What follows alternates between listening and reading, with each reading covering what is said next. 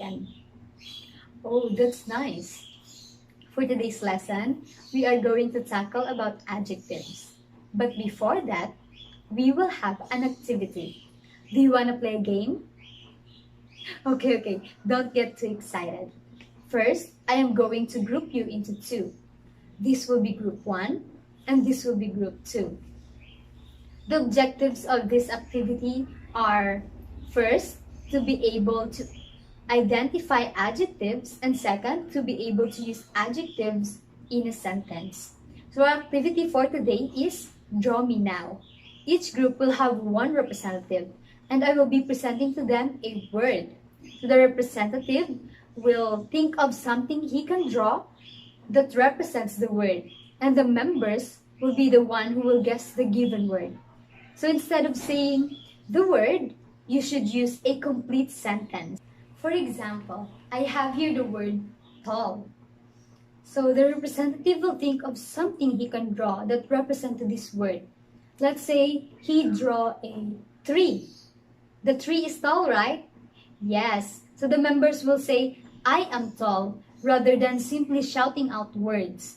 So both teams will be given 2 minutes to guess the given words. And if someone guesses the word before the time's up, you will again choose another representative. So remember that the representatives can't make any sound and can't write any single word. They just have to draw and they can use gestures. Do you understand? Yes, it is somewhat like charades, but with a twist. Do you have any questions or clarifications?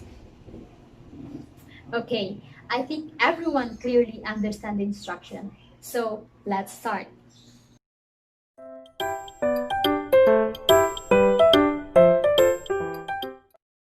Good morning, class. Our activity for today is all about communicative learning teaching. Our objective, the student will able to orally list topic of interest to them and dictate or write open-end questions about one or two topics. So, we discuss one topic only. Our materials is chart, paper, marker, and note cards. Our procedure. First, student will sit in a small circle and brainstorm a list of topic of interest to them. Second, the student have generated class list of topics.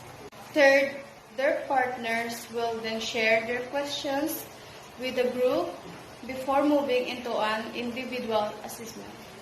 Lastly, materials is presented orally and the students' response are recorded onto chart paper.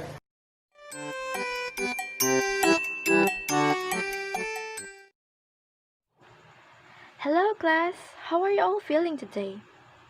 That's good to know. Are you guys excited to learn something new? Okay, but before that, I will explain to you first on how to play this activity. This activity is called the hidden meaning. This activity, you must analyze and comprehend well every pictures that I will be presenting for you to know the hidden meaning of every words and symbols written inside the flashcard. But remember, you must think outside the box. So the first example, are you guys ready to know? This. Look at the picture very well. Yes, Kay. Can you guess this? Very good. It is banana split. Can you please explain how you are able to come up with your answer? Thank you, Kay. For the next example, this. This one is a bit harder, so take your time. Okay, Rachel. What is your guess? Okay, very good. This is touchdown. Can you please explain? Very well said. Thank you, Rachel. Now, I want you to divide the class into two groups. Each group will have its own one marker and one board. For every round, you only have 30 seconds to guess the meaning of every picture I will show, and after the timer ends, all boards must be raised above. The groups can also help the representative in each round to analyze and guess the answer, and whoever got the correct answer will get a point. Are you guys ready? Let's begin!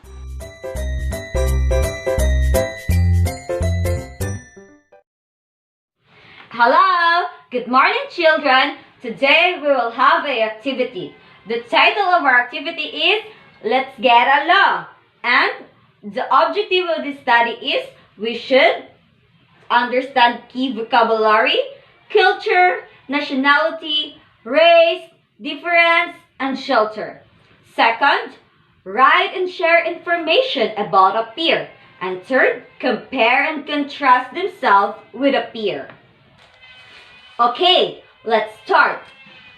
I will draw a Venn diagram here and you will brainstorm your ideas with your peer about the similarities and differences of the culture, race, and shelter of the given country. As a class, discuss the consequences when people do not get along with each other, and you should record your paper. And after that, you should share your interviews with the class. That's all. Thank you. Bye.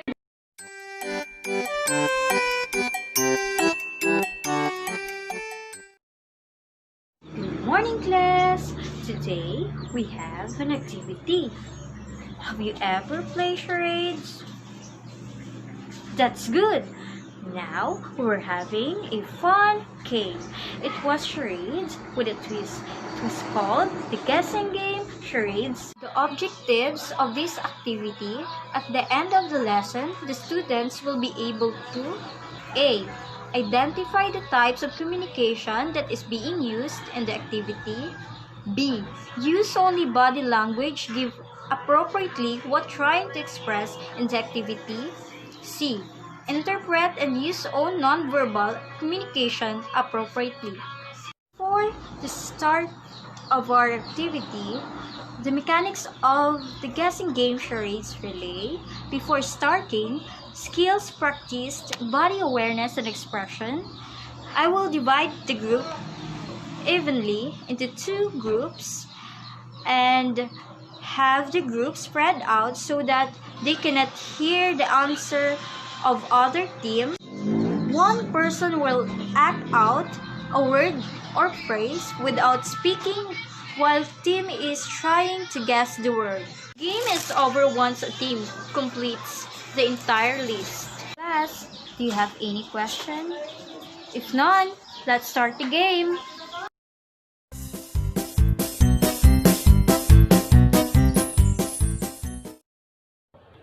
Good morning, students. Welcome to our synchronous class. So for today's activity, it's all about elements of the plot and the summary of Romeo and Juliet. So are you excited for today? So the objectives are, at the end of the lesson, students will be able to recite plotline of Romeo and Juliet in their own words. The second one is identify the exposition, rising action, climax, falling action, and the resolution. And the last one is define elements of the plot in their own words. I'll post the chart in the screen, so listen carefully. The elements of the plot are exposition.